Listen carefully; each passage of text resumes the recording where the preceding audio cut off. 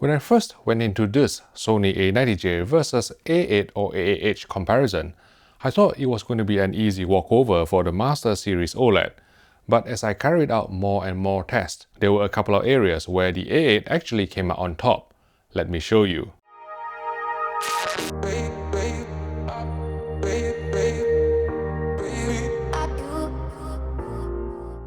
This video is sponsored by Squarespace. Hello everyone, Vicentio from HDTVTest here. On your left is last year's Sony A8, which is also known as the A8H in the USA, and on your right is the Japanese brand's flagship OLED television for 2021, namely the Sony A90J Master Series OLED. Both TVs are the same screen size of 55 inches and have been calibrated using the excellent Colorimetry Research CR-100 colorimeter profile to a CR-250 spectroradiometer. The results of this comparison video should also apply to the AG9 or A9G, since the A8 is technically just an AG9 with additional 120Hz blackframe insertion. The A8 and AG9 suffered from near black chrominance overshoot with virtually no mitigation measure on the part of Sony, often leading to flickering artifacts in heavily compressed dark scenes. Thankfully, on the A90J, the company has adopted Panasonic's solution of switching off the white subpixels just above black, resulting in cleaner and more stable near-black presentation. However, this moving quantization test pattern developed by Stacy Spears of Spears & Mansell fame revealed two interesting findings. 1. The Sony A90J began activating the white subpixels around this region, causing flashing artifacts to reappear, even though the company specifically deployed more dithering at these luminance levels to soften the transition between areas with and without white subpixel activation. 2. There's a noticeable loss of gradation in this region on our A90J retail sample, so the tonal range in the shadows actually came across more distinct on the A8H. There is likely unit-to-unit variation, but Sony's 20-point white balance controls don't go low enough for us to improve the near-black definition on our A90J panel, something we've pointed out on previous Sony televisions. Although Sony's gradation was generally smoother, there's a very small region of very harsh transitions close to black, which could not be fully corrected by calibration because Sony's white balance controls only went down to 5% video stimulus. As a consequence, certain low-light scenes appeared too bright with harsh transitions and compressed shadow detail on the Sony A90J compared to reference. Engaging blackframe insertion could partially mitigate the issue both in SDR and HDR, but bear in mind that doing so for HDR content would also drop peak brightness, which is undesirable in our books. Both the Sony A8 and A90J delivered highly accurate colors after calibration, although note that since the A90J uses a newer OLED panel with slightly different spectral power distribution to that on the A8 or A8H, they had to be perceptually matched, and even so would respond differently to our camera sensor, which is one reason why the comparison footage in this video won't look identical even after painstaking calibration. While on the subject of calibration, I'm in the process of putting together a calibration service in partnership with a UK electrical retailer, and this information website has been created using Squarespace, an all-in-one platform that makes it super easy to build your online presence. Any website you create will be mobile optimized, which means it will look great on a smartphone, tablet, laptop, or computer monitor. You will also gain access to analytics and SEO tools to grow your business. So if you are looking to start a website or an online store, head to squarespace.com for a free trial, and when you are ready to launch, go to squarespace.com/HDTVTest to save 10% off your first purchase of a website or domain. Thanks again for your support.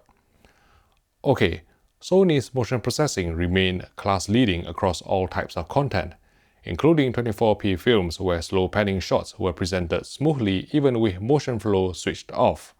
However, while running this motion resolution test pattern from the FPD benchmark disc, we noticed some interpolation artifacts on the A90J Master Series OLED even with motion flow off, suggesting always-on frame interpolation which could only be defeated by engaging game or graphics mode.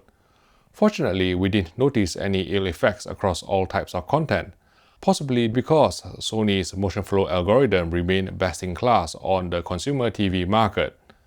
Following our feedback on X1 Ultimate televisions, Sony has improved the granularity of the film mode setting on the BRAVIA A90J.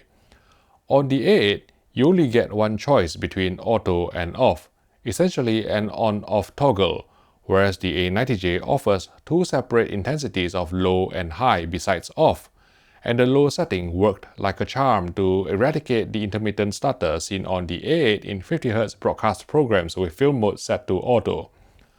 I've always rated the upscaling on Sony televisions, but the BRAVIA XR processor on the A90J seemed to have taken it one step further, etching out slightly more detail on Daniel Craig's face in the 1080p Blu-ray of Skyfall.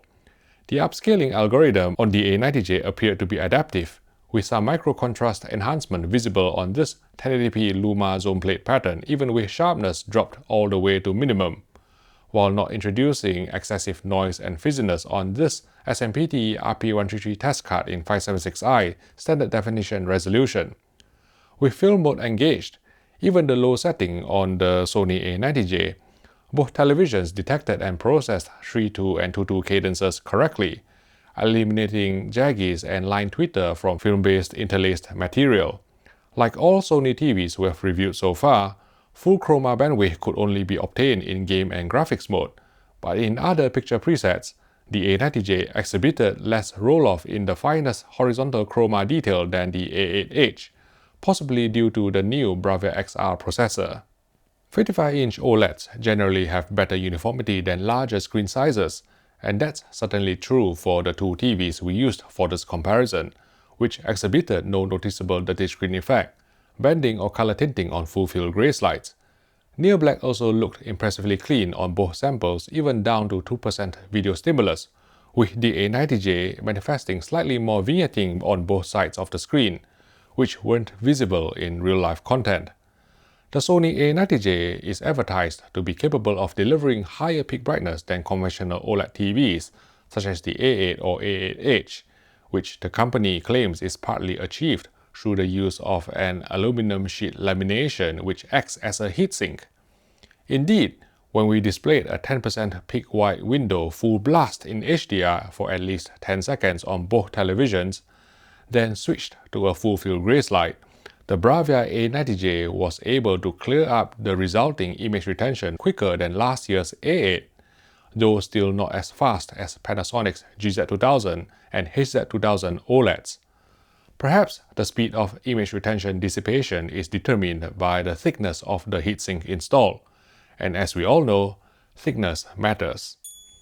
Now, there are widespread speculations that the BRAVIA A90J is unofficially using an EVO panel even when Sony themselves have denied it, and power consumption measurements certainly indicated that our Sony A90J Master Series OLED retail sample wasn't more efficient than the A8H in any significant manner, and in fact would use more energy than the A8H at higher peak brightness simply because the A90J could go brighter.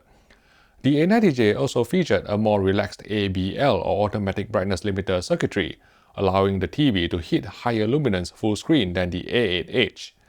And when you combine higher peak brightness and a less aggressive ABL, it will come as no surprise that HDR presentation looked better on the Sony A90J, which was able to retain more specular highlight detail, especially in 4008 content.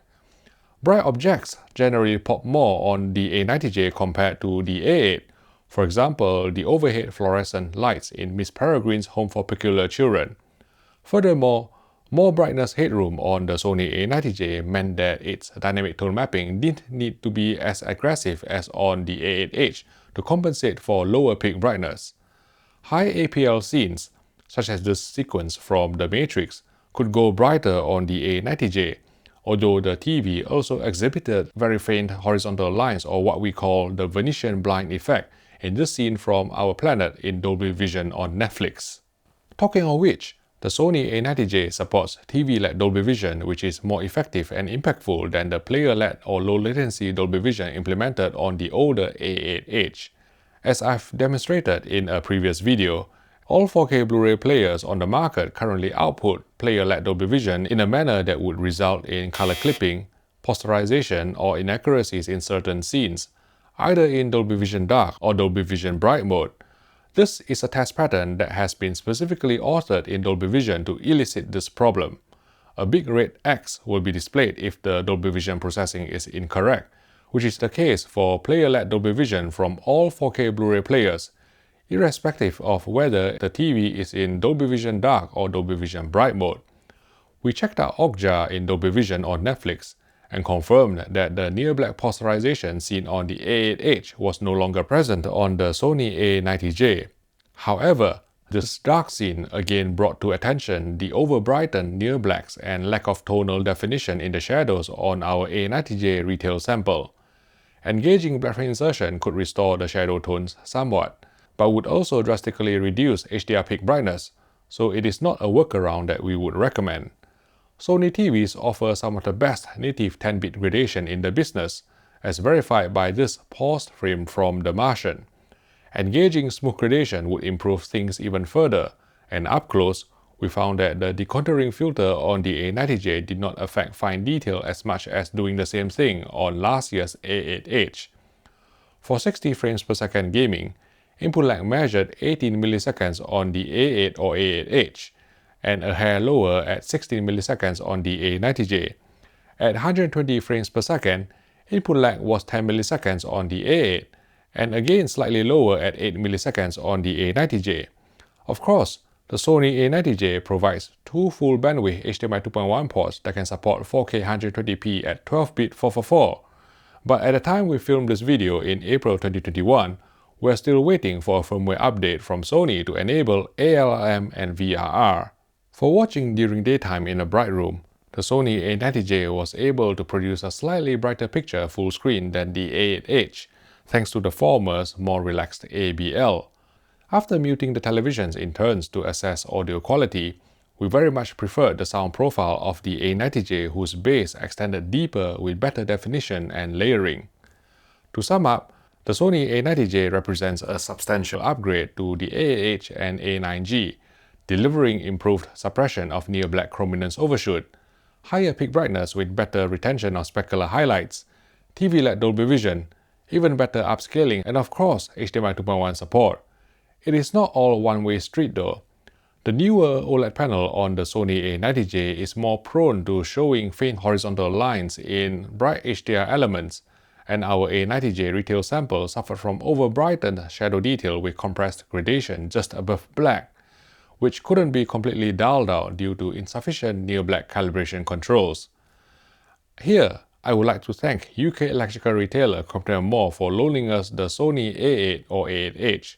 Without them, this comparison video wouldn't have been possible, so please support this channel by considering buying your next TV from them. To watch more of our technical TV comparisons, please click here for our playlist, and I will see you in the next video.